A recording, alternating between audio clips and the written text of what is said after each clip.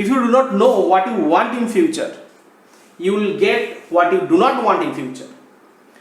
So you must know your destination, you must have a target, you must visualize your target if you want to be successful. আজকে এটা মাথায় রেখো এবং নিজেকে motivate করো, subconscious মাইন্ডকে জানিয়ে দাও যে ভবিষ্যতে তুমি এটা হতে চাও, then you can achieve your target easily. So আজকে আমাদের টার্গেট অ্যালকোহলের রিঅ্যাকশন প্রপার্টিজ এবং রিঅ্যাকশন জানা। প্রপার্টিজ আর alcohol, properties of alcohol,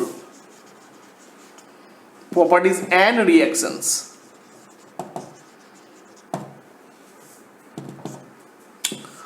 properties এবং অ্যালকোহলের প্রপার্টিজ এবং রিঅ্যাকশনের মধ্যে আমাদেরকে প্রথমে যেটা আলোচনা করতে হবে, যেহেতু অ্যালকোহল এটা একটা লিকুইড ফর্মে থাকে, এটা একটা প্রোটিক সলভেন্ট, এটা সলভেন্ট হিসাবে কাজ করে, এটা লিকুইড ফর্মে থাকে।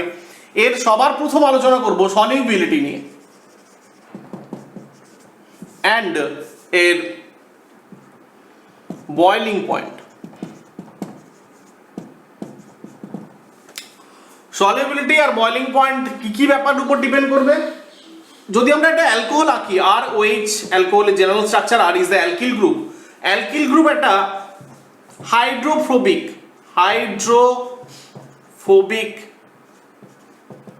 পার্ট। অ্যালকিল গ্রুপ একটা হাইড্রোফোবিক পার্ট যেটা জলে ডিজলভ হতে বাধা দেয়। আর ওএইচ একটা প্রোটিক পার্ট, একটা পোলার পার্ট, যেটা হাইড্রোফিলিক পার্ট,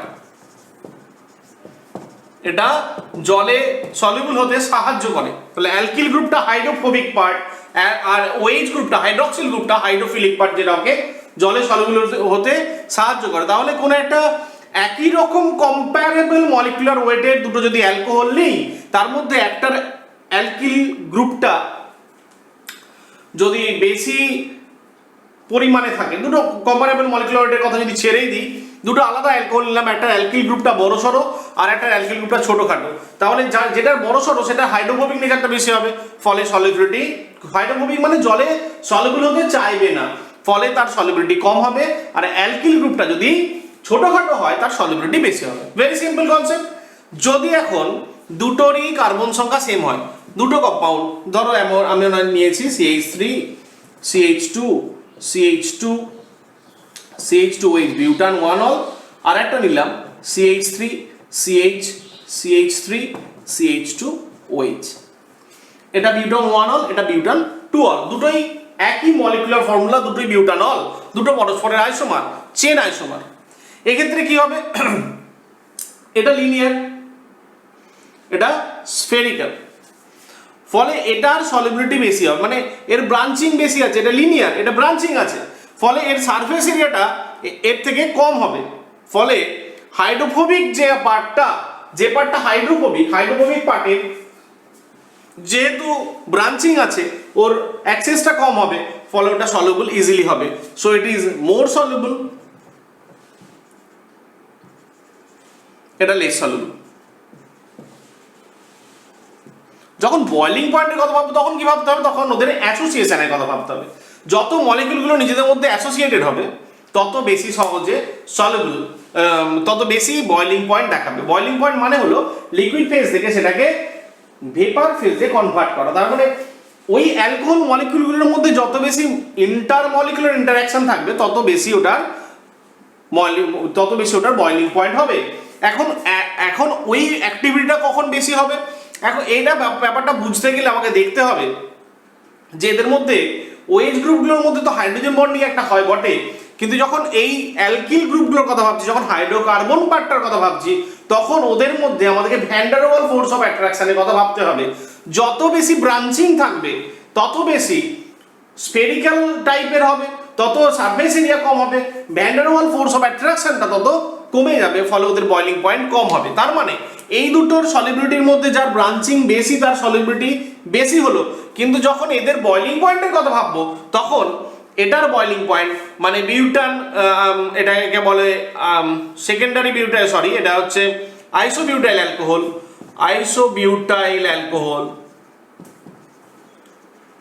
এটার boiling point is less than n butyl alcohol. What does it mean? ঠিক অপোজিট। আমি দুটো এক্সাম্পল নিয়ে বোঝাচ্ছি, দুটো এক্সাম্পল, একটা সলিবিলিটি আর বয়লিং পয়েন্ট কম্পেয়ার করে তোমাদেরকে বুঝিয়ে দিচ্ছি। ব্রাঞ্চিং এর উপর ডিপেন্ড করে, ব্রাঞ্চিং যত বেশি হবে তত ওদের সারফেস এরিয়া কম হবে, তত ওদের মানে স্ফেরিক্যাল টাইপের শেপ হয়ে যাবে। স্ফেরিক্যাল টাইপের শেপ হয়ে যাওয়া মানে হলো ওদের সারফেস এরিয়াটা ছোট হয়ে যাওয়া, ফলে ওদের মলিকুলার ইন্টারঅ্যাকশনটা কম হয়ে যাবে। মলিকুলার ইন্টারঅ্যাকশনটা যদি কম হয়ে যায় তাহলে ওদের বয়লিং পয়েন্টটা কম হবে, মানে কম টেম্পারেচার লাগবে ওই মলিকিউলগুলোকে সেপারেট করার জন্য। কিন্তু সলিবিলিটির ক্ষেত্রে কি হচ্ছে, হাইড্রোফোবিক পার্টের, এটা হচ্ছে হাইড্রোফোবিক পার্ট, এটাও হাইড্রোফোবিক পার্ট, হাইড্রোফোবিক পার্টের সারফেস এরিয়া কম। হাইড্রোফোবিক পার্টের যদি সারফেস এরিয়া কম হয় তাহলে যে এটা সলিবল হতে বাধা দেয়, তার সারফেস এরিয়া কম দেখাচ্ছি, তার মানে তার সলিবিলিটি বাড়িয়ে দেবে। I think you got my point. আর একটা ফ্যাক্টরের উপর ডিপেন্ড করে, আমি তোমাদেরকে দেখাচ্ছি। Pentane 1 2 3 triol and pentan 1 all, এই তিনটে কম্পাউন্ডের মধ্যে যদি কম্পেয়ার করি তাহলে কি বুঝবো? এই পেন্টেনটা একটা হাইড্রোকার্বন, এর সলিবিলিটি সবচেয়ে কম হবে। এটা একটা ট্রাইঅল, আমি যখন প্রিপারেশন করেছিলাম তখন বলেছিলাম তিনটে ওয়েজ গ্রুপ আছে, ফলে এর হাইড্রোজেন বন্ডিংটা উইথ ওয়াটার, হাইড্রোজেন বন্ডিং না হলে তো সলভেবল হবে না, তো উইথ ওয়াটার এর হাইড্রোজেন বন্ডিং বেশি হবে। তাহলে এটা যদি 1 নম্বর মার্কিং করি, এটা 2 নম্বর যদি মার্কিং করি, এটা যদি 3 নম্বর মার্কিং করি, এটার বয়েল সলিবিলিটি সবচেয়ে বেশি, তারপর পেন্টেন 1 অল, তারপর হবে N pentane. N pentane hydrocarbon বলে ওর সলিবিলিটি সবচেয়ে কম হবে। বয়লিং পয়েন্টের কথা ভাবলেও একই রকম অর্ডার হবে, কিন্তু এখানে don't be confused with the previous one. এখানে ইন্টারমলিকুলার, যত বেশি ওয়েজ গ্রুপ তত ইন্টারমলিকুলার হাইড্রোজেন বন্ডিংটা বেশি হবে। ইন্টারমলিকুলার হাইড্রোজেন বেশি বন্ডিং বেশি হলে মলিকুলার অ্যাসোসিয়েশনটা বেশি পরিমাণে হবে, ফলে ওটার বয়লিং পয়েন্ট বেশি হবে। এখানে তো কোনো অ্যাসোসিয়েশন হবে না, এখানে এর থেকে ভালো হবে, এর থেকে কম অ্যাসোসিয়েশন হবে, ফলে অর্ডারটা একই রকম মেনটেন করছে। এখন আরেকটা এক্সাম্পল আছে।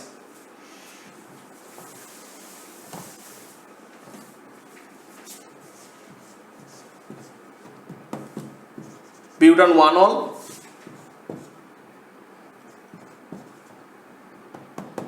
এটা একটা, তোমরা নিজেরাই বুঝতে পারছো এদের সলিবিলিটি কি অর্ডার হবে আর বয়লিং পয়েন্টের অর্ডার কি হবে। সলিবিলিটি অর্ডার হবে 3 to 1, 3 greater than 2 greater than 1 because of branching. Number of carbon atoms are same, number of oxygen and number of hydrogen are same. Boiling point কি হবে, যত বেশি ব্রাঞ্চিং তত কম বয়লিং পয়েন্ট, তত কম molecular association, ফলে হবে সবচেয়ে বেশি হবে 1 greater than 2 greater than 3. I think you got this point. এখন চলে আসবো অ্যালকোহলের রিঅ্যাকশনস গুলোতে। অ্যালকোহল আর OH আকারে লেখা হয়, এটা 1 ডিগ্রি হতে পারে, 2 ডিগ্রি হতে পারে, 3 ডিগ্রি হতে পারে, এর স্ট্রাকচারের উপর ডিপেন্ড করবে, আমি সেই সব কিছু দেখাইনি। এখন এই OH গ্রুপটাই ফাংশনাল গ্রুপ। এই OH গ্রুপটা দু রকম ভাবে রিঅ্যাকশন করে, কখনো RH, এই OH বন্ডটা O আর H এর মধ্যে যে OH বন্ডটা ভাঙে, কখনো আবার ROH এই বন্ডটা ভাঙে। কখন কোন বন্ডটা ভাঙবে সেটা ওর সাথে কে রিঅ্যাক্ট করছে তার উপর ডিপেন্ড করবে, সেটা সেইগুলো নিয়ে আমরা আলোচনা করব। যেমন একটা সিম্পল এক্সাম্পল দেখায়, অ্যাসিডিটি নিয়ে একটু আলোচনা করে দিই। অ্যাসিডিটির কথা যদি বলি, অ্যালকোহলের অ্যাসিডিটি আর ওয়াটারের অ্যাসিডিটি নিয়ে একটু কম্পেয়ার করতেই হয়। এটার কনজুগেট বেস RO মাইনাস, এটার কনজুগেট বেস OH মাইনাস, মানে এটা RO মাইনাস আর H প্লাস তৈরি করবে, এটা HO minus and H plus তৈরি করবে। এই কনজুগেট বেস যত বেশি স্টেবল হয়, কনজুগেট বেসের স্টেবিলিটি যত বেশি হবে, কম্পাউন্ডটা তত বেশি অ্যাসিডিক হয়, এটা আমরা GOC দিয়েই পড়ে ফেলেছি। এখন RO মাইনাস বেশি অ্যাসিডিক, বেশি স্টেবল, নাকি HO মাইনাস? এটা আমরা সবাই জানি অ্যালকিল গ্রুপের একটা প্লাস আই এফেক্ট আছে, সেই অ্যালকিল গ্রুপের প্লাস এফেক্টের জন্য অক্সিজেনের দিকে যদি ইলেকট্রন ঠেলে ওটা ইলেকট্রন যদি পুশ করে তাহলে ওর মাথায় নেগেটিভ চার্জটা আরো আনস্টেবল হয়ে যাচ্ছে, ফলে ওর স্টেবিলিটি কমে যাচ্ছে। That means Ro minus is less stable than HO minus. That means H2O is more acidic than alcohols. একটা ব্যাপার অবশ্যই মাথায় রাখতে হবে, methanol, acidity of methanol is greater than acidity of H2O. This is an exception. মিথানলের acidity জলের থেকে বেশি। আমরা কি বললাম এখানে, অ্যালকোহলের অ্যাসিডিটি জলের থেকে কম, এটা লেস স্টেবল, তাহলে এটা মোর অ্যাসিডিক হয়ে গেল, এটা লেস অ্যাসিডিক হয়ে গেল। অ্যালকোহলের অ্যাসিডিটি জলের থেকে কম হয়, কিন্তু মিথানল এমন একটা অ্যাসিড, বারবার বলছি দিস ইজ ভেরি ইম্পর্টেন্ট, কোথায় কোথায় ইম্পর্টেন্স এর আছে আমি কোথায় পুরো মানে এমন সিকোয়েন্স দেবে তোমরা ভুল করে বসবে। মিথানলের অ্যাসিডিটি কিন্তু জলের থেকে বেশি, একটা সিকোয়েন্স দিল, ধরো পরীক্ষা এটা দিল, চেয়ে বসলো CH3OH, CH3CH2OH, H2O, এদের অ্যাসিডিটি অর্ডার কি হবে? সব থেকে বেশি হবে CH3OH, তারপর হবে H2O, তারপর হবে C2H5OH। I think you got my point. আবার এটাও জানো, বেসিসিটি, যত অ্যাসিডিটি বেশি তত বেসিসিটি কম, যত অ্যাসিডিটি বেশি তত basicity com. So look at this, একই ট্রেন্ডে চলে। মিথানল যে কনজুগেট বেসটা তৈরি করে সেটা হচ্ছে মিথক্সাইড আয়ন CH3O-, আর ওয়াটার যেটা তৈরি করে সেটা হলো OH-। মিথানল আর মিথক্সাইড আয়ন আর OH- আয়নের মধ্যে যদি নিউক্লিওফিলিসিটি তুলনা করা হয় তখন আমরা খেয়াল করে দেখেছি, আমরা অনেকেই ভুল করে ফেলি এটা নিউক্লিওফিলিসিটি বেশি, but this is not correct. Nucleophilicity of OH- is greater than nucleophilicity of CH3O- because just try to explain it from the point of view of acidity. CH3O- কোথা থেকে আসছে? CH3OH থেকে আসছে, এটা H+ ছেড়ে দিয়ে CH3OH- তৈরি করছে, এটা কোথা থেকে আসছে? H2O থেকে আসছে। এটা মিথানল ওয়াটারের থেকে বেশি অ্যাসিডিক, তার মানে এটা মোর স্টেবল। এটা যদি মোর স্টেবল হয় তাহলে বেসিসিটি কম হওয়ার কথা, স্টেবিলিটি বেশি, তার মানে ওটা লোনটা দিতে চাইবে না, মানে নিউক্লিওফিলিসিটি কম দেখাবে। নিউক্লিওফিলিসিটি বেসিসিটি এখানে একই রকম ট্রেন্ডে চলবে। Hydroxyl ion is more nucleophilic than CH3O-, এটা আমরা বারবার ভুল করি। Put it down, give star mark. This is very very important. এই গেল আমাদের এদের অ্যাসিডিটি নিয়ে আলোচনা। এখন অ্যাসিডিটিটা শো কখন করে? যখনই অ্যালকোহল কোনো মেটালের সাথে রিঅ্যাক্ট করে। আর OH যখন সোডিয়ামের সাথে রিঅ্যাক্ট করবে, মেটালিক সোডিয়ামের সাথে যখন রিঅ্যাক্ট করবে, sodium is highly reactive, it will react to form sodium alkoxide and hydrogen. এটা আইডেন্টিফিকেশনের জন্য কাজে লাগে যে অ্যালকোহলে সোডিয়াম দিলে এটা হাইড্রোজেন তৈরি হয়। অন্য অনেক জায়গাতেই হাইড্রোজেন তৈরি হয়, কিন্তু অ্যালকোহলেও তৈরি হয়। অ্যালকোহলের সাথে ধরো তোমাকে দেওয়া হয়েছে একটা কিটোন, কিটোনের সাথে সোডিয়ামের কোনো রিঅ্যাকশন হবে না বা কোনো অবজারভেশন পাওয়া যাবে না, কিন্তু অ্যালকোহলের সাথে রিঅ্যাকশন করে হাইড্রোজেন গ্যাস পাওয়া যাবে ইজিলি। আর এটা খুব ইজি একটা এক্সাম্পল, একটা খুব পপুলার CH3CH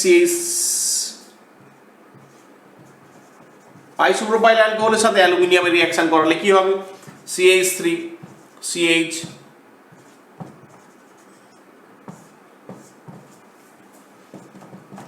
অ্যালুমিনিয়াম আইসোপ্রোপ তৈরি হবে, যেটা MPB রিডাকশনে আমরা রিএজেন্ট হিসাবে ব্যবহার করেছি। এগুলো হয়। আবার ফেনলের সাথেও রিঅ্যাকশন যখন করে, ফেনল তো এদের থেকে অনেক বেশি অ্যাসিডিক, ফেনলের সাথে সোডিয়াম বা NaOH এদের সাথে রিঅ্যাকশন করলে ফেনক্সাইড, সোডিয়াম ফেনেট তৈরি করে, ফেনক্সাইড আয়ন তৈরি করে। তো এখানে একটা প্রশ্ন আসতে পারে যে এটা NaOH এর সাথে রিঅ্যাক্ট করে না? না, NaOH এর সাথে কিন্তু রিঅ্যাকশন করে না। এরা এতটাই কম অ্যাসিডিক, এরা এতটাই H+ ছাড়ার জন্য আগ্রহী নয়, এত কম আগ্রহী যে এটা সোডিয়ামের সাথে রিঅ্যাক্ট করে, রিঅ্যাক্টিভিটি বেশি বলে, কিন্তু NaOH এর সাথে রিঅ্যাক্ট করে না। অ্যালকোহল মেটালিক সোডিয়ামের সাথে রিঅ্যাক্ট করলেও NaOH KOH এদের সাথে রিঅ্যাকশন করে না। এই হলো এদের এই পয়েন্টের উপর রিঅ্যাকশন। এই পয়েন্টের উপর রিঅ্যাকশন কিন্তু আমরা আগেও করেছি, গ্রিগনার রিএজেন্টে করেছি। কিভাবে করেছি?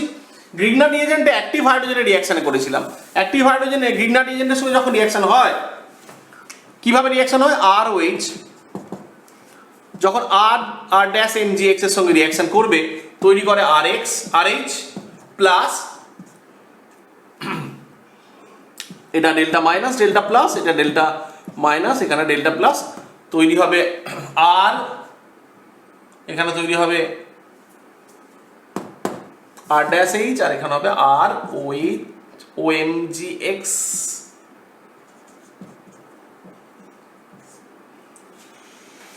আর ও এম জি এক্স তৈরি হবে।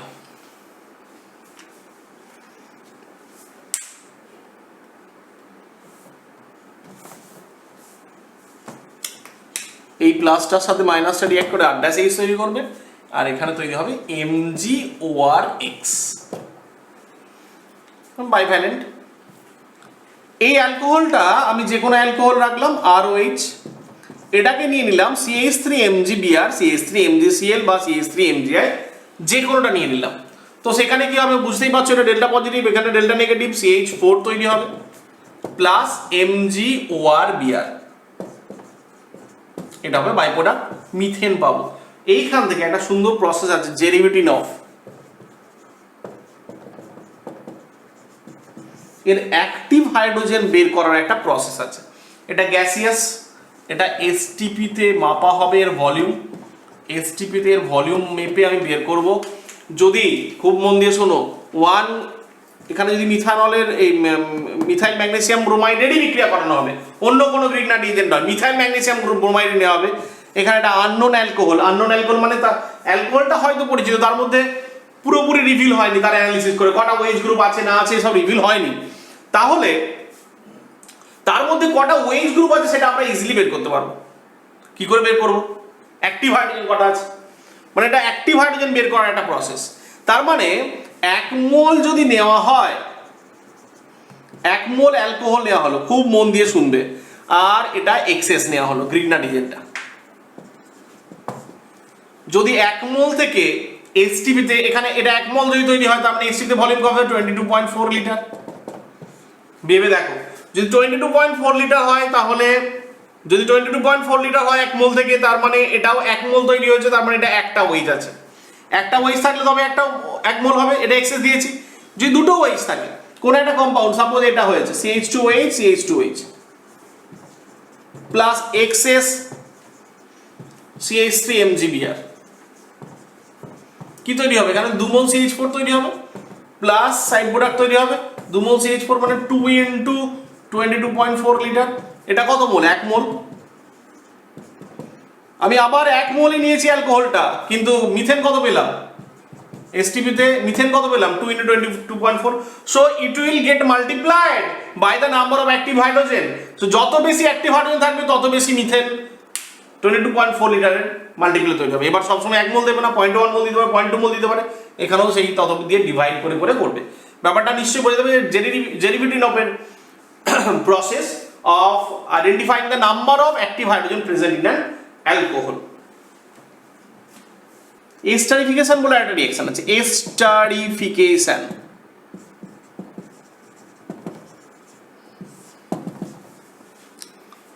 অ্যালকোহল সিনথেসিসের সময় পড়েছিলাম lithium aluminium hydride, sodium borohydride, বুগো ব্ল্যাঙ্ক, এই সমস্ত রিঅ্যাকশনগুলো পড়ার সময় পড়েছিলাম। এস্টারকে হাইড্রোলিসিস করে আমরা অ্যালকোহল পেতে পারি। আবার অ্যাসিড আর অ্যালকোহলের বিক্রিয়া এস্টার তৈরি হয়, ব্যাপারটা বুঝতে হবে। এস্টারকে ভেঙে অ্যাসিড এবং অ্যালকোহল পাই, আবার অ্যাসিড অ্যালকোহলকে রিঅ্যাকশন করি আমরা এস্টার পেতে পারি। RCOOH reacts with R-OH in presence of concentrated H2SO4 to form RCOOR plus H2O. Very simple. কিভাবে রিঅ্যাকশনটা হয় এটা নিয়ে বেশ বোঝার ব্যাপার আছে। আমি যেগুলো দেখাচ্ছিলাম সেগুলোতে বলছিলাম বারবার যে এখানে রিঅ্যাকশন দু রকমের হয়, ROH, এটা সেই ক্যাটাগরির মধ্যেই ফেলছি, কিন্তু আরও এর ভ্যারাইটি আছে, সেটা ভালো করে মন দিয়ে শোনো। আমি খুব সহজ করে বোঝানোর চেষ্টা করছি।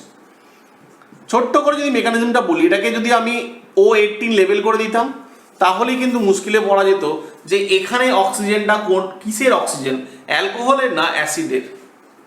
এখানে 18 হবে কি হবে না, try to understand my question. O 18 যে লিখেছি, এই 18টা তার মানে এই অক্সিজেনটা কোথায় যাচ্ছে সেটা বুঝতে হবে। এই অক্সিজেনটা ওয়েজ আকারে বেরিয়ে গিয়ে ওয়াটারে চলে যাচ্ছে, নাকি এই ওটা এই ও, বোঝা যাচ্ছে না।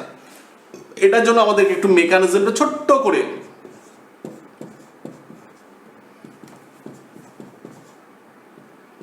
এটা ওয়েটিং লোন পেয়ার, এখানে তো অ্যালকোহল নিউক্লিওফাইল হিসাবে কাজ করছে, এটা অ্যাটাক করবে, পরবর্তীকালে মেকানিস্টিক ওয়েতে অ্যাসিডিক মিডিয়ামে এটা আবার বেরিয়ে গিয়ে তার মানে এটা বেরিয়ে যাচ্ছে, এই ওটা অ্যাটাক করছে সি এর সাথে, তার মানে সি এর সাথে ও 18 এর লিঙ্ক হচ্ছে, তার মানে এটা 18 হবে। Very simple.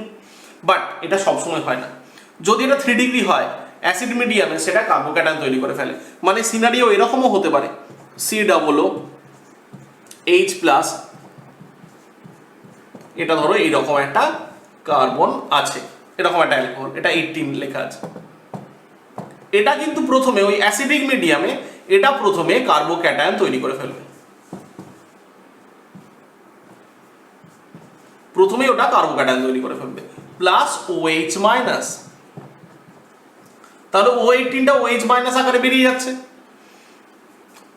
এই ওটা কার্বক্সিলিক অ্যাসিডের ওটা এখানে অ্যাটাক করবে, তৈরি করবে আর সি ডাবল ও সি, আমি একবারে করছি, পুরো মেকানিস্টিক স্টেপ দেখাচ্ছি না, দরকারও নেই। এখানে O18 হচ্ছে না, প্লাস এই O18 H মাইনাস, মানে OH মাইনাস, ও এর মাথায় 18 আছে আর H প্লাস জুড়ে গিয়ে H2 তৈরি করবে, যার মাথায় O18 থাকবে। দুটো সিনারিও আমি বললাম তোমাদেরকে। O18টা মানে অ্যালকোহলটা ডাইরেক্ট রিঅ্যাক্ট করতে পারে, এখানে অ্যালকোহল ডাইরেক্ট রিঅ্যাক্ট করতেই পারে, যদি ওটা 1 ডিগ্রি হয় 2 ডিগ্রি হয় সেক্ষেত্রে রিঅ্যাকশন করতেই পারে। বাট যদি ওটা 3 ডিগ্রি হয়, কার্বোক্যাটায়ন তৈরির টেন্ডেন্সি বেশি যদি হয়, 3 ডিগ্রি না হয়ে 1 ডিগ্রি যেমন অ্যালাইলিক বেনজাইলিক যদি হয়, সেই সমস্ত ক্ষেত্রগুলি ওরা কার্বোক্যাটায়নটা যদি আগে তৈরি করে ফেলে, তখন কিন্তু ও যেটা অ্যালকোহলের অক্সিজেন সেটা কিন্তু ওয়াটারের সাথে চলে যাবে, এটা যেন মাথায় থাকে। অ্যালকোহল এবং অ্যাসিডগুলোর রিঅ্যাক্টিভিটির হার কি, স্টেরিক ইন্ডেন্সের উপর ডিপেন্ড করবে।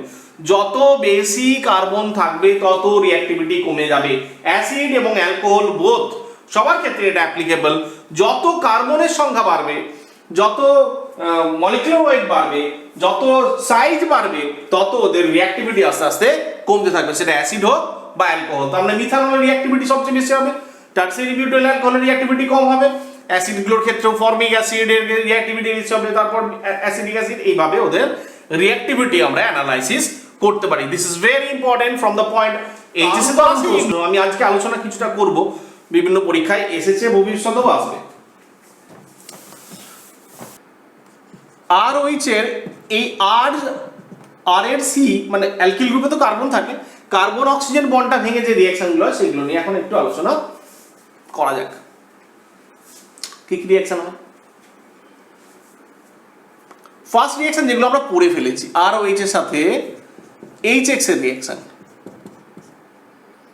RX প্লাস H2O, PCl3 এর রিঅ্যাকশন, PCl5 এর রিঅ্যাকশন, XOCl2 এর রিঅ্যাকশন, XOCl2 ইন পিরিডিনের রিঅ্যাকশন। এই সমস্ত রিঅ্যাকশনগুলো আমরা অ্যালকিল হ্যালাইডের প্রিপারেশনে পড়েছি, সেগুলো আমি আর এখানে বলছি না। এই ভিডিওটার লিঙ্ক আমি ডেসক্রিপশন বক্সে দিয়ে দেবো এবং আই বাটনে দিয়ে দেবো, ওখানে ক্লিক করে ভিডিওটা দেখতে পাবে, আই বাটনে ক্লিক করো দেখতে পাবে। এছাড়াও এই আর ও বন্ডটা মানে সিও বন্ড ভেঙে যে রিঅ্যাকশনগুলো হয় সেগুলোর মধ্যে পড়ে অ্যামোনিয়ার সাথে রিঅ্যাকশন। অ্যামোনিয়ার সাথে যখন রিঅ্যাকশন হবে আর ওইচের,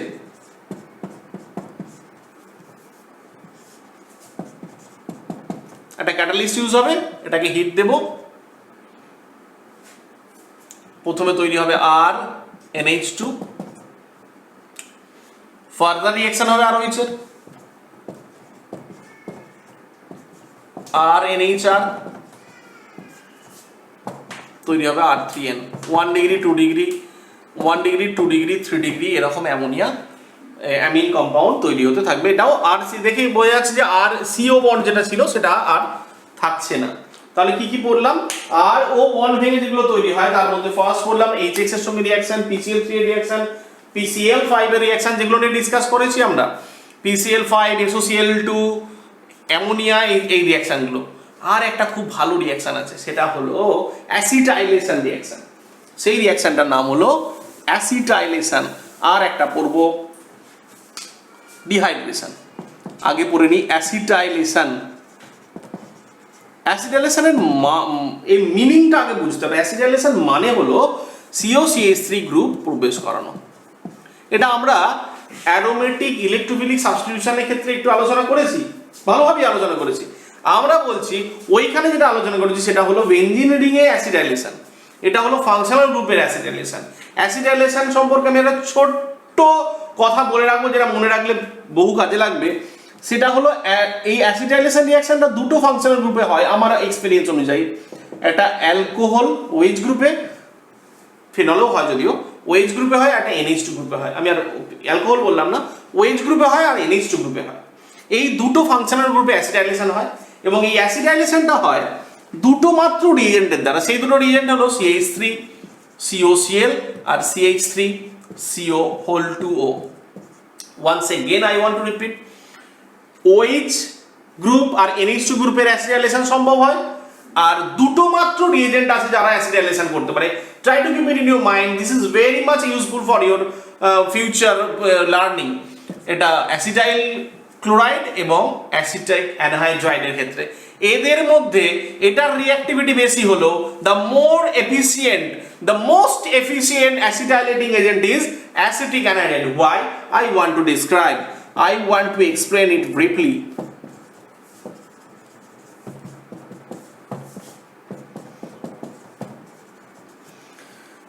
Cl এর সাথে Cl এর লোড পেয়ারগুলো এখানে রেজোনেন্স করতেই পারে, but extent of resonance is not so much, because এটা 3p অরবিটালের ইলেকট্রনগুলো কার্বনের 2p সাথে ওভারল্যাপ করছে, ফলে ওভারল্যাপটা খুব একটা ভালো হবে না। ফার্স্ট।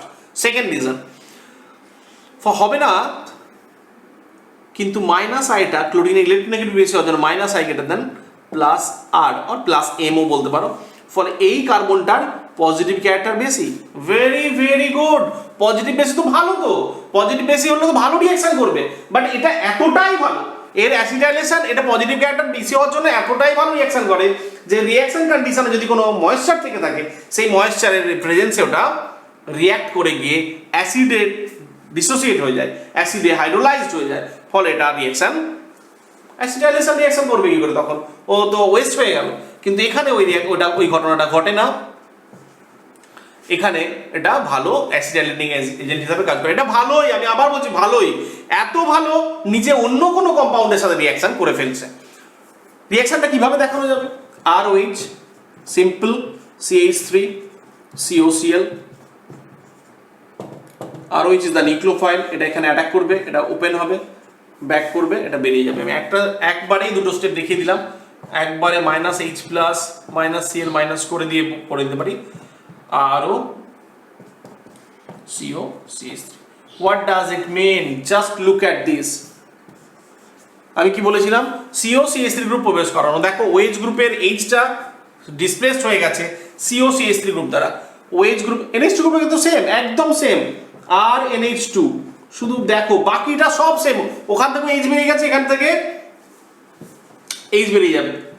CH3 COCl দিয়ে দেখাচ্ছি আমি,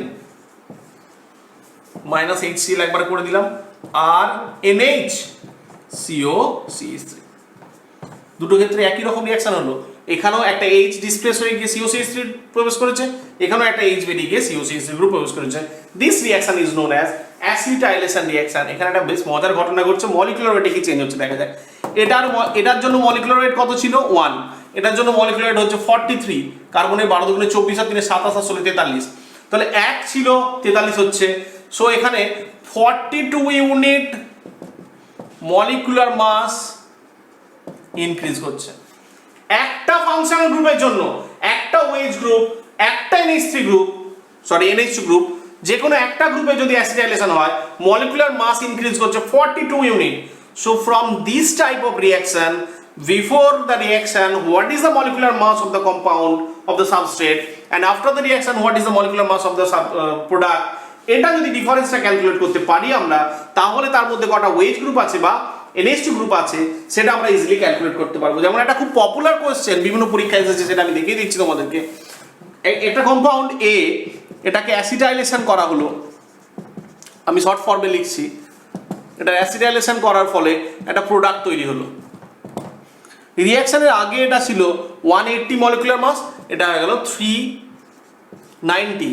what is the number of ways group? বলা আছে এটা একটা পলিহাইড্রিক অ্যালকোহল, এটা বলা ছিল এটা পলিহাইড্রিক অ্যালকোহল। তাহলে চেঞ্জ কত হয়েছে? 390 minus 180 is equal to 210 unit change হয়েছে। একটা ওয়েজ গ্রুপের জন্য কতটা বাড়ে? 42। NH2 গ্রুপ হলো তাই, তাহলে 210 বাই 42 ইজ ইকুয়াল টু 5। তার মানে এখানে 5টা ওয়েজ গ্রুপ আছে। অ্যাকচুয়ালি কম্পাউন্ডটা গ্লুকোজ, সেটা তোমাকে চাইবে না হয়তো, এটা হলো গ্লুকোজের প্রবলেম। এটা NH2 গ্রুপের ক্ষেত্রে একই রকম প্রবলেম হতে পারে। আবার এরকম একটা প্রশ্ন দেখো,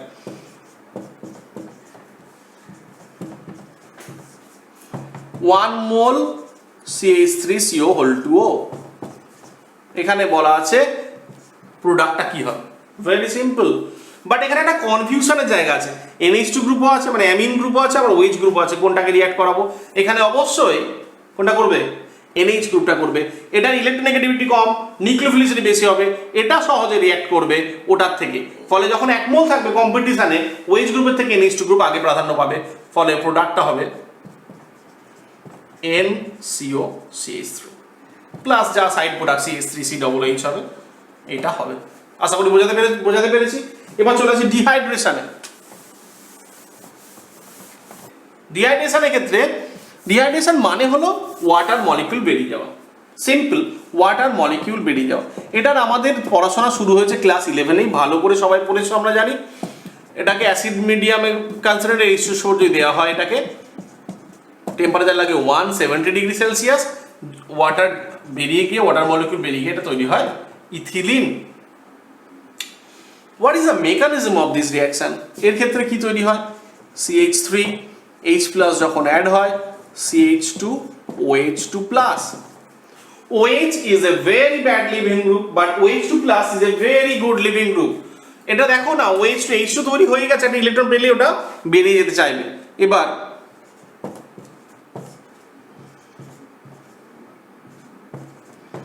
এই যে H প্লাস যেটা সাপ্লাই হয়েছে, মানে H2SO4 ভেঙে গিয়ে H plus and H2SO4 minus, এটা যদি ভাবো, এটা বেস H প্লাস টেনে নেবে, এটাকে এলিমিনেশন রিঅ্যাকশনের মাধ্যমে ইথিলিন তৈরি হয়ে যাবে।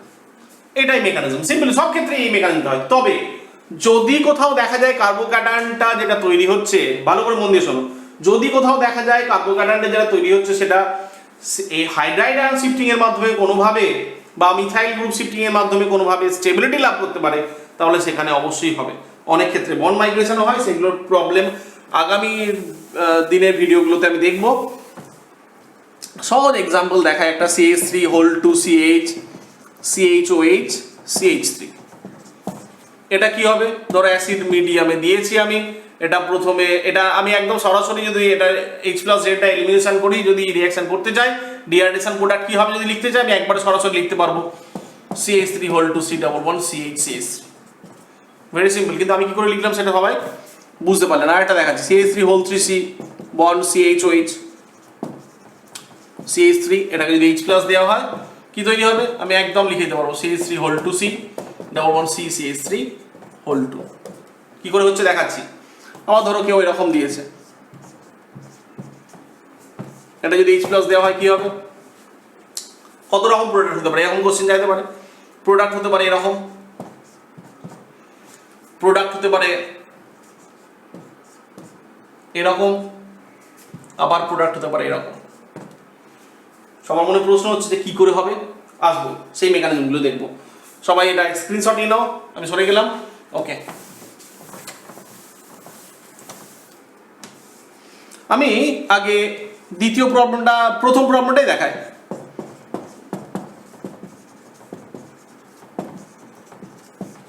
H প্লাস কি তৈরি করবে? CH3 হোল 2C, এখানে একটা H আছে, CHOH2 plus CH3। OH2 plus যে গুড লিভিং গ্রুপ বেরিয়ে গেল, CH3 whole two C H CH plus CH3, এটা কত ডিগ্রি কার্বন? 2 degree carbon. এর থেকে বেশি স্টেবল হবে? হ্যাঁ, এর থেকে বেশি স্টেবল কার্বন কার্বন তৈরি করা যাবে। তৈরি হবে কি?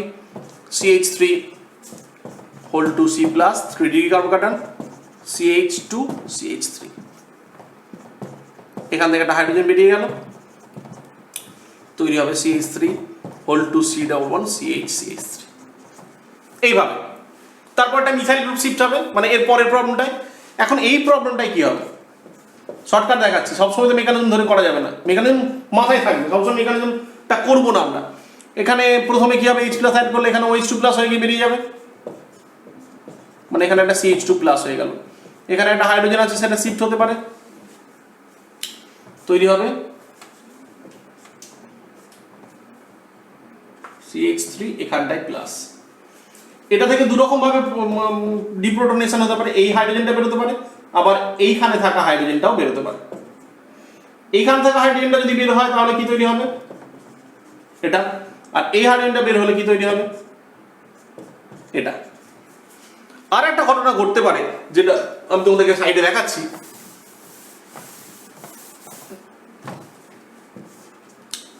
কি ঘটনাটা ঘটতে পারে? এই বন্ডটা মাইগ্রেট করতে পারে, এই বন্ডটা এখানে শিফট হতে পারে। তোমরা জানো 5 মেম্বার থেকে 6 মেম্বার নোড স্টেবল, বন্ডটা যদি মাইগ্রেট করে, এই বন্ডটা যদি খুলে এখানে চলে যায় তাহলে প্লাস হবে এই কার্বনটায়, এই কার্বনটাই প্লাস হয়ে যাবে। তুমি যদি 1 2 3 করে নাম্বারিং করে দাও, 3 4 5,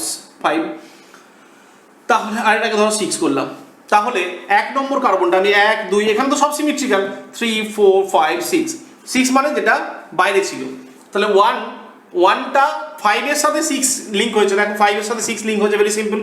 1 এর সাথে 6 এর লিঙ্ক আছে, আগেও ছিল, এখনো আছে। 1 থেকে বন্ডটা ছেড়ে যাচ্ছে, এখান থেকে বন্ডটা ছেড়ে এখানে যাচ্ছে, এখান থেকে বন্ডটা ছেড়ে এখানে যাচ্ছে, তাহলে 1 একটা পজিটিভ সাইন হবে। আমি এই নাম্বারিংগুলো শুধু জাস্ট বোঝানোর জন্য তোমাদেরকে বললাম। এবার অ্যাডজাসেন্ট যে কোনো হাইড্রোজেনটা বের করে দাও, যে কোনো একটা হাইড্রোজেন অ্যাডজাসেন্ট বের করে দাও, তৈরি হবে এটা।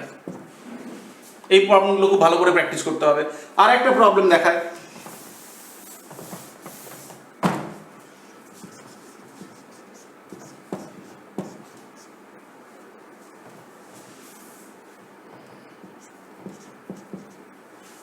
এরকম একটা প্রবলেম আছে, H প্লাস কি তৈরি হবে? দেখো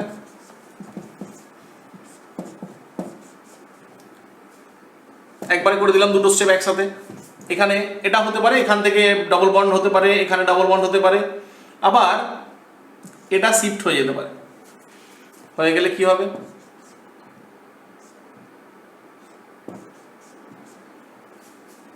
এটা যদি শিফট হয় তাহলে এখানটায় প্লাস হচ্ছে, এই বন্ডটা ভেঙে যাচ্ছে, এই বন্ডটা যদি ভেঙে যায় তাহলে এখানটায় প্লাস হবে। এখানটা যদি প্লাস হয় তার মানে এখানে যেটা লিঙ্ক হয়েছে তার পাশের কার্বনটা প্লাস, এটা বা এটা দুটোই সিমেট্রিক্যাল, এটা প্লাস করে দিলাম। এবার এখানে তোমরা একটা হাইড্রোজেন বের করে দিয়ে এখানে একটা পজিটিভ চার্জ করতে পারো, ডাবল বন্ড তৈরি হবে। বোঝাতে পারছি ব্যাপারগুলো নিশ্চয়ই? এই পর্যন্তই আমাদের আজকের প্রবলেমগুলো আমি বললাম। এরপর আমি পজ কর।